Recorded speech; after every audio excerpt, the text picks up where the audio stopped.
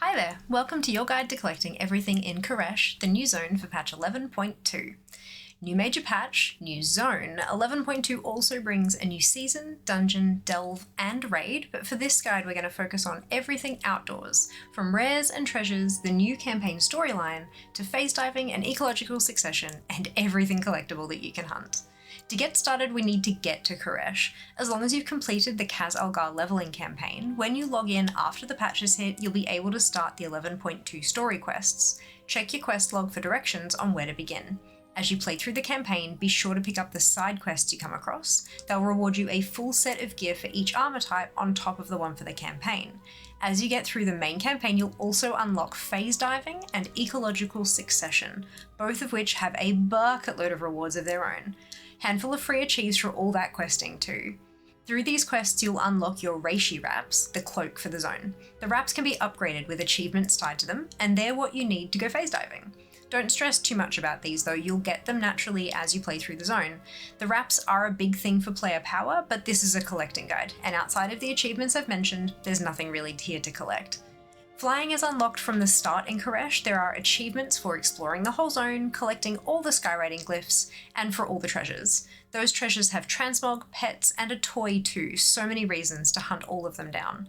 While you're zooming around, be sure to visit the Perkins and give them a pat. There's another achievement to unlock for getting them all. Rares are also a trove of goodies, as usual. A ton of them drop Mog. There are a few special ones that drop other fun stuff too. Ixthar the Unblinking is an interesting one, with their own special achievement. Loot Ixthar's favourite crystal from a treasure, and kill the rare to earn Ixthar's legacy. Chowdar patrols the outskirts of Tazavesh and drops a toy. Hecatamos requires you to grab 4 buffs and interact with a brazier to spawn it. It can drop a pet. You need to jump on the ground where Melektar lives to spawn it and have a chance to loot its pet. Morgil the Nether Spawn is just a basic rare, but it drops another pet, and the Night Reaver flies through the sky. There's a point where it gets close enough to the ground to pull, kill for the chance at yet another pet. There are 2 rares that can drop mounts. Sitharbs, I have no idea how to pronounce that, has some funky abilities that interact with platforms you need to bounce around on to dodge, and Urmag has a big AoE ability to get out of, but is otherwise fairly normal to fight. For the rare hunting achievement, some are in the normal area of Koresh, some are only found while phase diving, and others can only be killed when there's a warrant out for them. Warrants are weekly quests picked up from a call board. It'll take you a few weeks to get them all done, there are 6 in total, and there's achievements as you work your way towards completion. Speaking of weeklies, there's also an achievement for completing 2 special assignments in Koresh. Unlock these by knocking out world quests.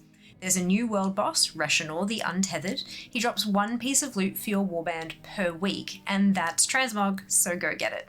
One last general weekly task before we get into shiny new features, Devour attacks. These cycle through 4 different locations, and the final boss at each location can drop 1 devoured energy pod per week for your warband. Collecting 20 of these, they can be combined into a mount, taking a minimum of 5 weeks to get, so set your reminders to get it done. Phase diving is one of the new features introduced with patch 11.2, and it's unlocked after you finish chapter 3 of the main Koresh storyline. Complete the Tabika and get your Reshii Wraps, then pick up the quest Another World. Follow this quest chain to learn how to shift into untethered space and back, find creatures only visible when phase diving, and upgrade your Reshii Wraps. Once this chain is complete, you can interact with phase diving conduits all over the zone to enter untethered space. Clicking the conduits while inside will allow you to use them as teleportation points. To exit, stand near a conduit and click your extra action button, or you can just right-click off the buff. While you're inside, you can't mount. Your move speed is set to 150% though, and there is an unlockable mount. There's a funky drink called Untethered Zaibucha you can find that'll phase you in without a conduit and will make you zoomy to 70% speed. There are conduits all over the zone, making zooming around a breeze. That's the basics. What about collecting? I mentioned a mount. Once you unlock the Orbs of Power talent on your wraps, you can unlock a phase lost slate back by looting a ton of transmog from flying orbs across the zone and earning the achievement Phase Lost and Found. This is the only mount usable while phase diving at the moment.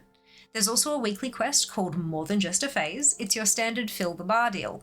Enter untethered space and complete world quests, loot treasures, kill creatures, and take out rares to earn your fill. Turning this in will earn you 300 rep with the Reshii Trust and 7 untethered coins. These are the bits you want to care about. Shadanis at Overlook Zoshul has a bunch of collectibles to sell you for these coins, and you'll need a good handful. 66 total, 10 total weeklies completed. Beyond that, any extra coins can be used to purchase boxes with Valor Stones or Resonance Crystals. Rewards time! First up is the Lavender Karok, a flying mount. This is the only reward you can't buy in a single week. It costs 10 coins. If you want consistent purchases, I'd recommend buying something for 3 or 4 coins one week, then this one the next. The Acidic Void Creeper is a ground mount that will set you back 7 coins, a full week's worth.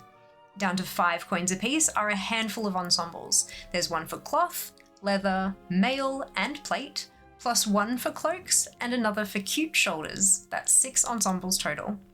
The Penumbral Terror is adorable. It's a magic battle pet and it's yours for 4 coins. There are 5 toys you can pick up for 3 coins each. Guise of the Phase Diver makes everything look like you're phase diving anywhere in the world. Overtuned Reshii Goggles makes everyone around you look like ethereals while your character wears an ethereal hat. The Reshii Supply Crate spawns a box you can sit on that contains a bunch of doodads your character can hold. The Broker Supply Crate is similar, spawning a chest instead, and with more doodads. And the Ethereal Stall pops up a little vendor stall, very cute. Moving on to Ecological Succession, it's a super cool feature and probably what I'm most excited about for 11.2. Venari wants to bring life back to Koresh, and she's enlisted us to help. Our goal is to capture wildlife from all over Azeroth, bring them to an ecodome called the Oasis, and run experiments to help them survive and thrive. After you're done with Chapter 4 of the main campaign, you can pick up the quest The Oasis near the Tazavesh Inn to get started. This quest chain will introduce you to your ecodome, followed by a chain sending you to Stormsong Valley for honeybees. Once the bees are situated, you'll unlock some dailies and a weekly quest, Fill the Bar style, to receive a Wriggling Pinnacle cache. This cache is special, with a chance to contain a number of exclusive pets and a new mount. You want to get this done each week. There are 7 species to get settled in the ecodome, and they trigger weekly, but you start with 3 already unlocked, so it'll take you 4 weeks to get them all done, with some extra work to unlock your achievements. You can race to the species too, so jump on that for an extra achievement to unlock the features meta. Lastly, all of these bits and bobs will earn you renown with the Reshii Trust, the new faction for 11.2. These guys teamed up to protect a piece of their world from Dimensius the All-Devouring, and we're going to help them. Pretty much everything we've covered in this guide gives at least a small handful of renown, and it adds up to 20 levels, each with rewards. World quests, rares, one-off quests, and weeklies all give renown, and Reshii Trust tokens have been added to older weekly stuff, so you can push it along quite nicely with a bit of effort. Not all renown levels grant rewards that will give progress on all the things, or data for Azeroth, but getting it to 20 definitely does. I'm going to skip over levels that don't do anything interesting for collectors here. We've spoken about untethered coins from phase diving. You'll need renown level 2 to unlock the vendor who sells all these rewards. Level 3 is where you'll unlock the warrants, weeklies that have rares and achievements tied to them. At level 4, you'll unlock ethereal pocket storage treasures. These can contain zone drop transmog rewards. Think like the Somnuts from Emerald Dream if you played late Dragonflight. Level 5 offers recipes for alchemy, tailoring, and inscription that will need to be purchased. Level 6 unlocks a cosmetic cloak. It's very pretty.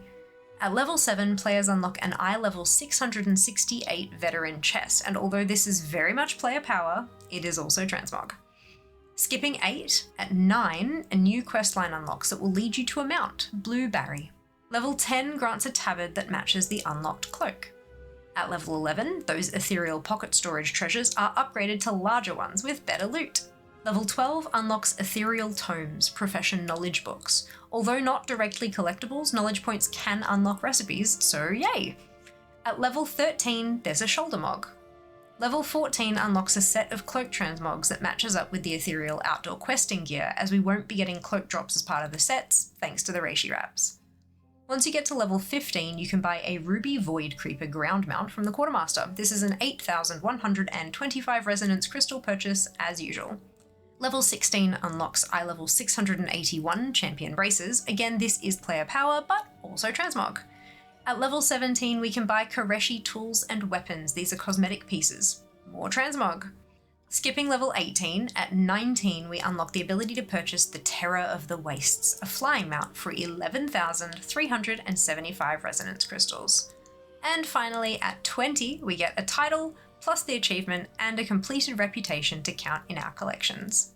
All along the grind to 20, we unlock resonance crystals and valor stones, useful but not specifically relevant to collecting, though I'm certainly happy for any extra resonance crystals Blizzard wants to throw at me. Koresh is enormous. There's so much to do, see, and collect, and I hope this guide has been helpful for getting you set up for success. Don't forget to like, comment, and subscribe, and hit that notification bell so that YouTube doesn't hate me. Tell me, what would you like a guide on next? You can find me live on Twitch 4 Australian nights a week, and I'll see you in the next one. Thanks for watching.